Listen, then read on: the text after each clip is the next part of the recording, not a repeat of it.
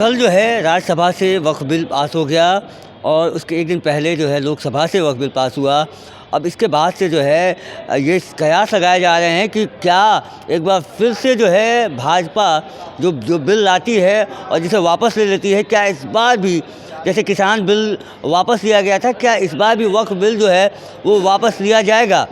राजद ने आज press conference करके ये कहा है कि जैसे ये बिल पास हुआ है वैसे ही ये बिल रद्द होगा और इसके लिए जो कुछ करना पड़ेगा राजद को, जो भी लीगल एस्पेक्ट पे उनको काम करना होगा और किसी भी तरीके से जो है इसे रद्द कराकर वो राजद जो है वो दम लेगी, क्योंकि ये बलपूर्वक जो है ये बिल को पास करवाया गया है संसद में। यानी लोकसभा और राज्यसभा में आपके पास अगर बहुमत है और उसके मतलब बलपूर्वक बलात्पूर्वक जो है अगर आपने इसको लागू कराया है तो उसे रद्द कराने की भी ताकत राजद रखती है। और राजद ने ऐलान कर दिया है कि जिस तरीके से ये वक्फ बिल पास हुआ है उसी तरीके से इसको राजद रद्द भी कराएगी। और भी सुनिए कि क्या कुछ कर रहे हैं। शक्ति सिंह यादव राजद के मुख्य प्रवक्ता हैं। तो कोई मतलब नहीं है।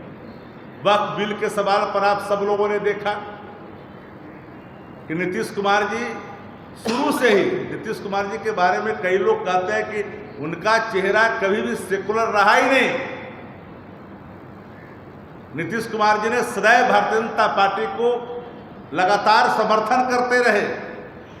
वक्फ के सवाल पर जो सदन के अंदर में कई संशोधन आया देश के अंदर में, पार्लियामेंट के अंदर में, लेकिन जब पार्लियामेंट के अंदर में जो संशोधन आया, मजबूत बिल की बात हुई, जमीन कोई हड़पे नहीं इसकी बात हुई, उसमें सबकी सहमति हुई थी इसकी बात हुई। लेकिन भारतीय जनता पार्टी ने जो बिल नंबर के बल पर जो बलात् लाई है, ताकत के अहंकार में लाई है, उसमें सारी चीजों को दरकिनार किया गया है। नीतीश कुमार जी के यहाँ, नीतीश कुमार जी की पार्टी जनता दल यू में आप देखिएगा कि हालात बहुत ही चिंताजनक है। दल के अंदर में बड़ा ही विद्रोह है। विद्रोह के स्वर जब फूटेंगे तो जनता दल यू कई टुकड़ों में तब्दील होगी। इसकी वक्फ बिल भले ही संख्या बल के आधार पर इसको पारित कर लिया गया है दोनों सदनों में, पर यह रद्द होगा। राष्ट्रीय जनता दल को जिन लीगल प्लेटफार्मों पर जाना होगा वहाँ भी जाएगी, इंटरवेनर बनना होगा वहाँ भी बनेगी। लेकिन अगर इस देश के अंदर में डेमोक्रेसी का जो परसेप्शन है, for the people by the people of the people, जनहित जन पर जन का शासन का जब उद्देश्य है और एक खास वर्ग, एक खास धर्म के लोग को अगर निशाने पे लेकर के कोई कानून आप बनाएंगे जबरन, तो निश्चित तौर पर उस कानून के खिलाफ सब लोग खड़ा होकर के आवाज उठाएंगे।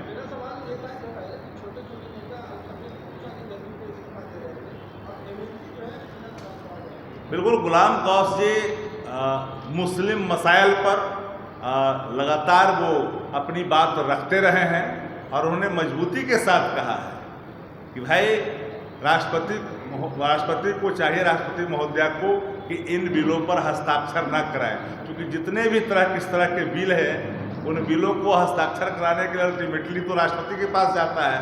तो यह अंतिम जो आशा की किरण है उनसे उन्होंने गुहार लगाई है। और हम तो कहा कि बिल बना है, बिल पास हुआ है तो बिल रद्द भी होगा।